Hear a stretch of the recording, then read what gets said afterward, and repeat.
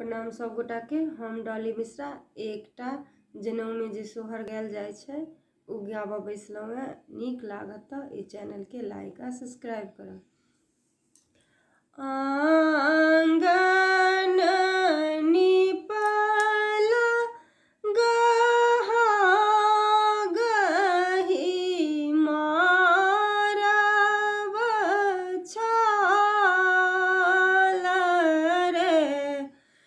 ललना ताहि चढ़ी भैया नीरेखे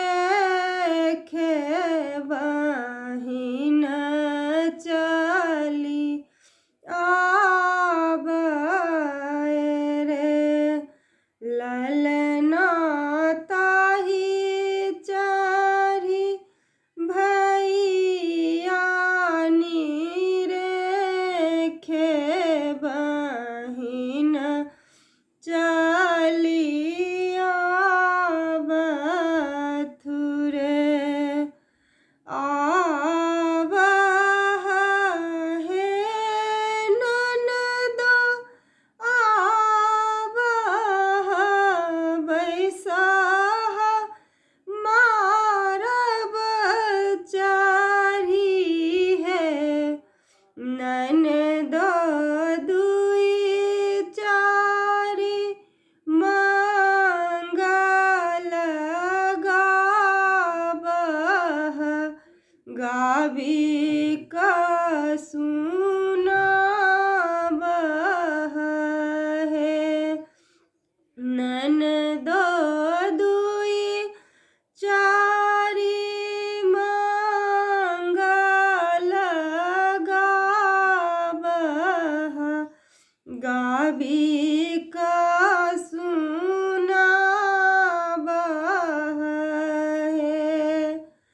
गायब हे भौजी गायब गाबी कऽ सुनाएब हे भौजी हमरा के किए देब दान हरसी घर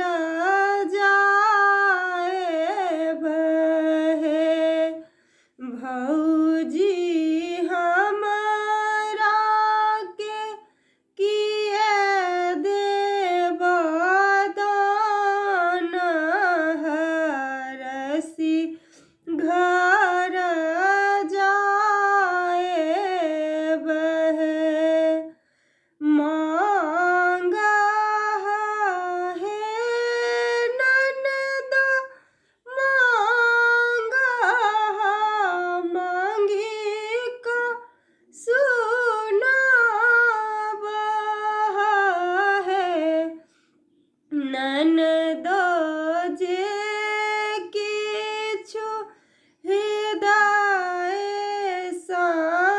समाये सेहो किछु मांगह हे अपना ले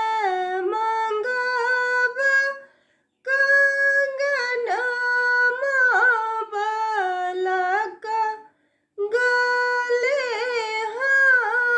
हंसुली हे भौजी पिया बाल चढ़ने के घोरबा हरसी घर जाएब हे भौजी